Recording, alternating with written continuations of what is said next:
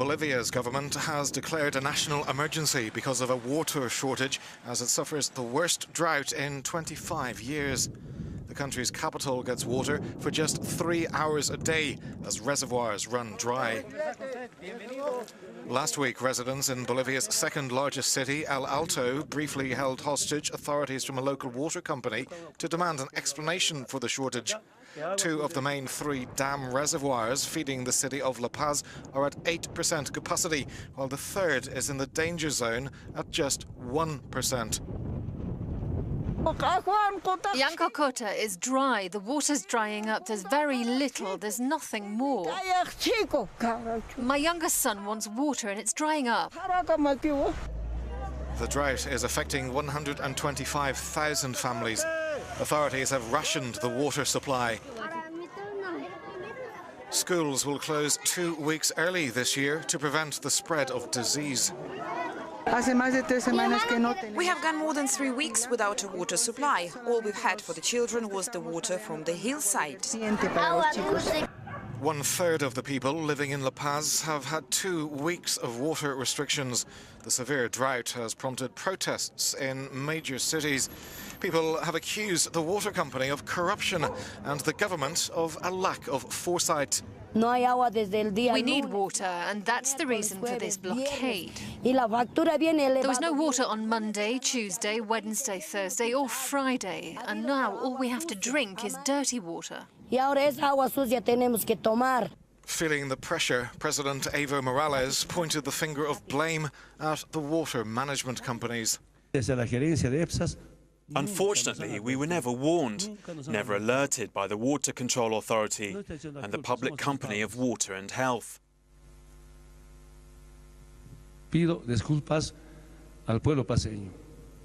Bolivian glaciers have shrunk in recent decades.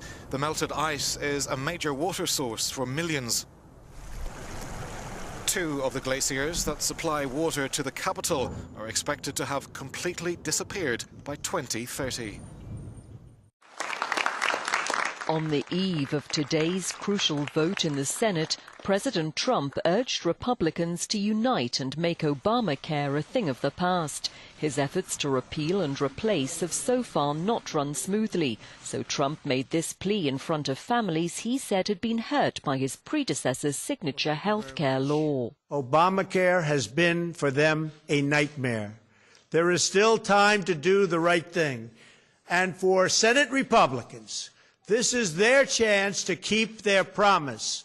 To every member of the Senate, I say this: the American people have waited long enough.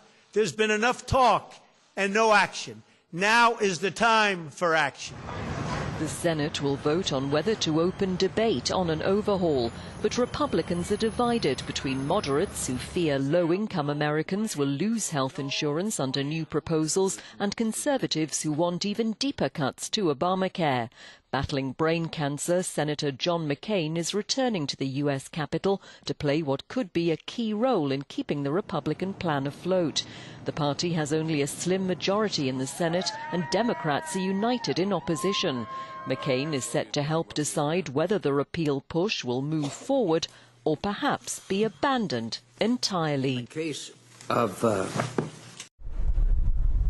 The Vatican has started switching off its fountains in St. Peter's Square and behind the scenes to save water amid a prolonged drought. It's Pope Francis's sign of solidarity with Rome, where suffocating summer heat has followed 2 years of lower-than-average rainfall.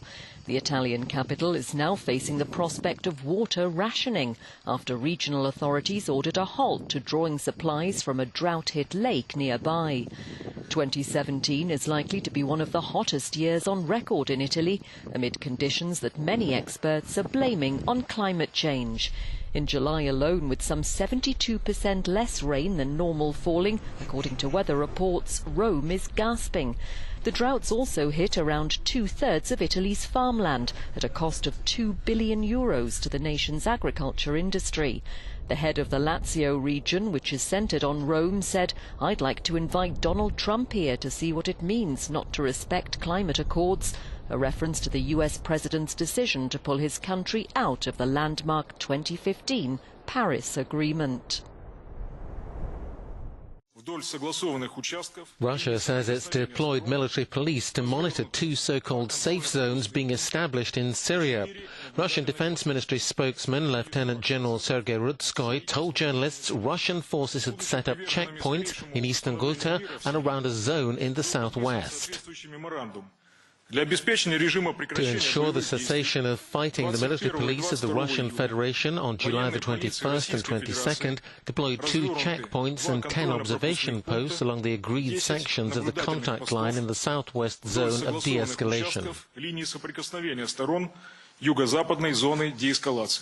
Syrian warplanes have carried out a number of airstrikes in rebel-held eastern Ghouta in the past few days. Moscow plans to create 4 de-escalation zones in total, which were agreed with Turkey and Iran, but rebel groups have not formally signed up to the agreement.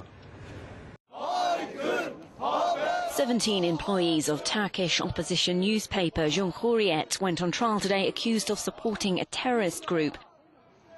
At the central Istanbul courthouse, a large crowd of supporters let off balloons and called for their release.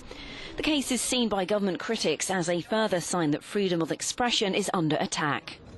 This case is about criminalizing journalism. It's about punishing those who speak out.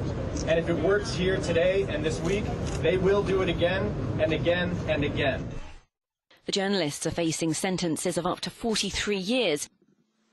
Former chief editor Can Dündar, who is living in Germany, is being tried in absentia. I'm proud of my friends in jail, still resisting and defending the paper and their rights to express themselves and defending the truth. The detentions came amid accusations by opposition parties and human rights groups that Turkey is using the state of emergency imposed following a failed military coup against President Erdogan in July last year to clamp down not only on the alleged coup plotters but on all government critics. Televidente, non sta uno spazio commerciale e ora non sta back e deporte con nostro collega Carl Reiter.